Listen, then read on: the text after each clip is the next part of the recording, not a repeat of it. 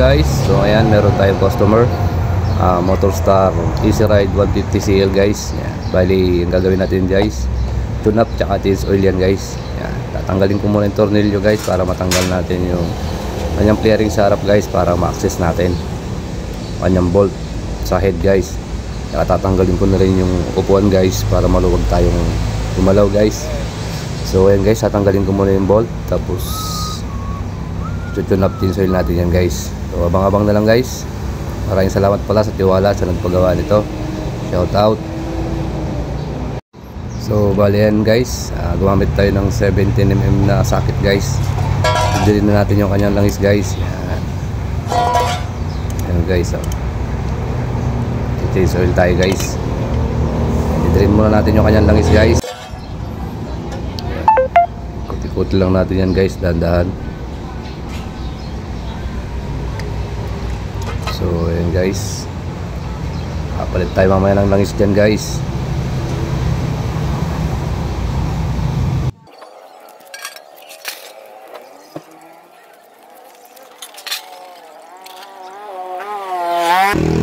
So bali yan guys, natanggalan natin yung U-box, yung upuan guys, tsaka yung kanyang front flarings guys. Yan.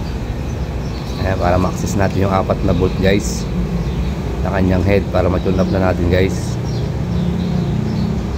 So ayan guys, bago pa tong motor na to guys, first tune up na to guys, tsaka change oil.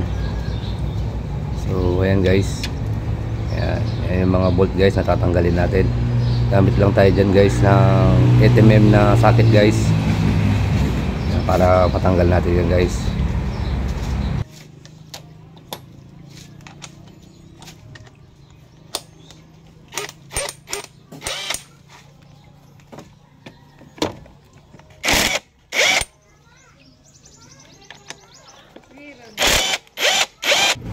So ayan na guys, natanggal na natin yung 4 na bolt. Yan. Angat lang natin yung pinaka top cover nya guys. Yan. Saka natin ita-timing guys, sa timing mark nya guys, bago natin i-tune up yan guys. Yan, sariwang sariwa yan guys, oh. Bagong bago yan guys, ilang months pa lang guys. So ayan guys, tinanggal natin yung takip ng kanyang magneto guys. Yan, yan yung timing guys. Nakikita yung naka-host na bakal yan guys. Diyan natin tatapat yung T guys. Yan. Yan guys. Yan. Tinuturo ko guys. Tapos yung T guys. Yan. May guhit din yan guys. Itatapat nyo lang yan guys. Naka-TDC na tayo guys. Check natin yung valve clearance.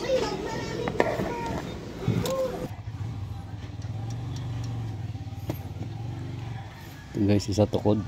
Itong exhaust.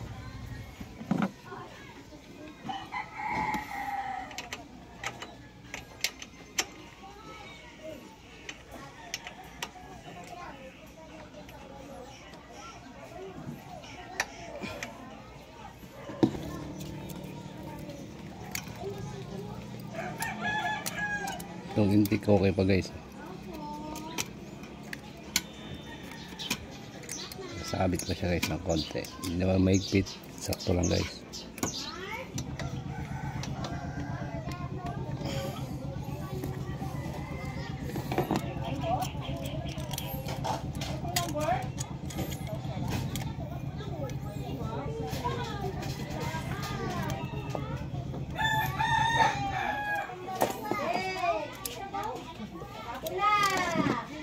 So bali na guys, tapos na tayong mag-tune up. Yan, punasan na lang natin guys, at babalik na natin yung kanyang takip guys.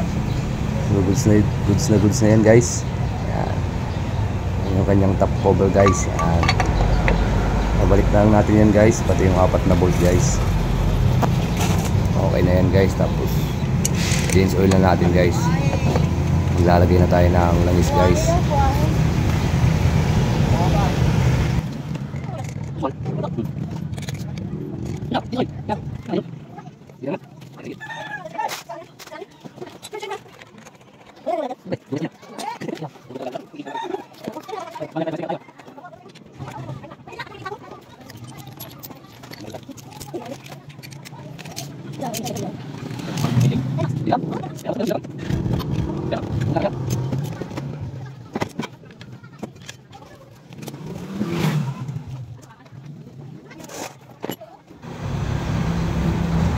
So ayun na guys, babalik na natin yung kanyang drain bolt guys. Ayan.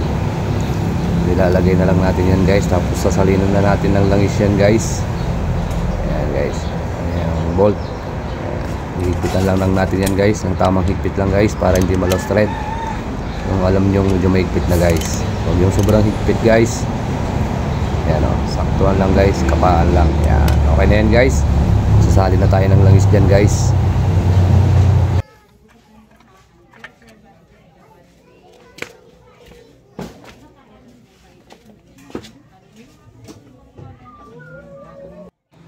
Bali yan guys, gumamit tayo ng embudo. Yan yung ating ilalagay guys. Oh, scooter Ultra polysynthetic guys. Yan, binili ng may-ari na yan guys. Bali sa atin lang pinag-change oil tsaka tune up. Yan. Bali ilalagay lang pala natin dyan guys, 800 ml guys. So yan guys, tinanggal ko yung extension ng ating embudo guys. Yan. So kasalin lang natin yan guys, yung langis. 800 ml lang yung ilalagay natin guys, kasi 1 liter yung nabili ng may-ari guys. So magtitira tayo ng 200 ml guys.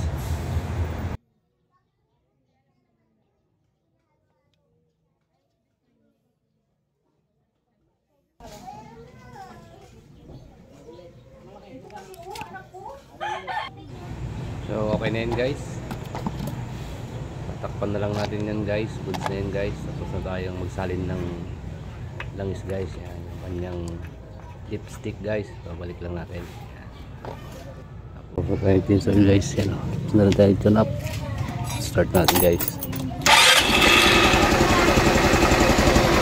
So guys, kaya na to guys, babalik na lang natin yung kuwan at cover naman dito guys.